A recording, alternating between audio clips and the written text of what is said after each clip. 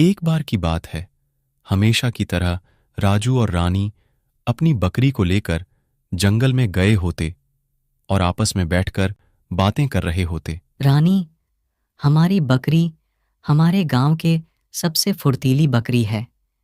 ये हमेशा खेलते कूदती रहती है और हमारी बात भी अच्छे से सुनती और समझती है।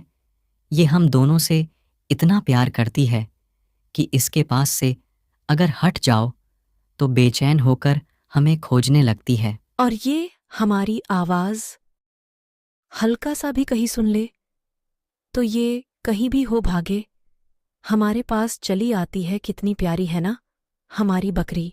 ये लोग आपस में बात कर ही रहे होते हैं कि इनके सामने कुछ अजीब सा होता और वह पर एक आम आता जो कि बहुत ही चमकीला और नायाब होता। रानी, ये यहाँ पर क्या हुआ? और ये इतना चमकीला आम यहाँ कैसे आ गया? कहीं हमारे गांव में कोई जादूगर तो नहीं आ गया?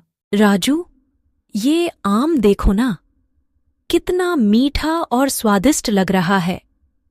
मन कर रहा है इसे अभी ही खा लूं, लेकिन ये समझ नहीं आ रहा इतने घने जंगल में कौन सा जादूगर आएगा।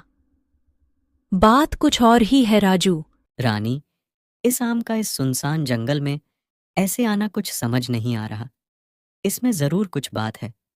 चलो इस आम को हम लोग घर ले जाते हैं। हाँ राजू, पापा को इस आम के बारे में बताएंगे तो वो जरूर उस राज का पता लगाएंगे जो इस आम के पीछे छुपा हुआ है। हाँ रानी, लेकिन इस आम को छूने में मुझे पता नहीं क्यों एक अजीब सी घबराहट महसूस हो रही है।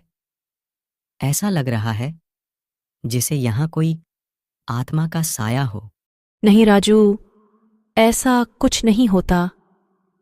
ये जरूर तुम्हारा कोई बहम होगा। तुम ज्यादा घबराओ नहीं, दिमाग को शांत करो और चलो इस आम को लेकर माँ पापा के पास जाते हैं। फिर वही हमें इस आम का राज बताएंगे। हाँ रानी, आत्मा वगैरह कुछ नहीं होता। ये बस एक मन का वहम है।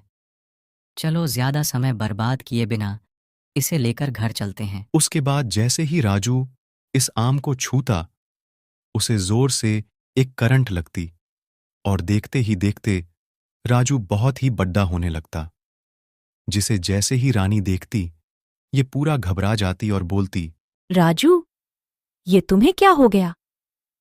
तुम ऐसे अचानक से इतने लंबे और विशाल कैसे हो गए? तुम्हें क्या हो गया है राजू? मुझे बहुत घबराहट हो रही है। पता नहीं रानी, मैंने आम को उठाने के लिए जैसे ही उसे छुआ, मुझे बहुत जोर का करंट लगा और देखते ही देखते मैं बहुत ही विशाल हो गया। इस आम में जरूर कुछ है रानी, मुझे पहले से ही कुछ ठीक नहीं लग रहा था। हाँ राजू, इस आम में जरूर कोई बुरी शक्ति है। इसका अचानक से बिच जंगल में इस तरह आना और तुम्हें आत्माओं के आहट का आभास होना हमें पहले ही समझ जाना चाहिए था। राजू, ये आम जरूर कोई सांपित आम है या फिर इस आम में जरूर कोई काली शक्ति है। रानी, मुझे अंदर से शैतानी शक्तियों का आभास हो रहा है। ऐसा लग रहा है जैसे मैं पूरी दुनिया को बर्बाद कर दो। मेरे अंदर एक अलग ही शक्ति का प्रवेश हो रहा है रानी। मुझे जल्दी ही ठीक करने का कोई उपाय सोचो रानी, नहीं तो कहीं ऐसा ना हो जाए मैं खुद को ही खो दूं। तुम चिंता नहीं करो राजू, तुम अपने अंदर कोई भी शक्ति को हावी नहीं होने दो। राजू, मैं तुम्हें जल्दी ही ठीक करने का कोई उपाय सोचती हूं। तुम खुद को अपने बस में रख सकते हो। राजू, तुम्हें कोई बुरी शक्ति अपने बस नहीं कर सकती। मैं अभी अभी आती हूं। इसका उपाय निकाल कर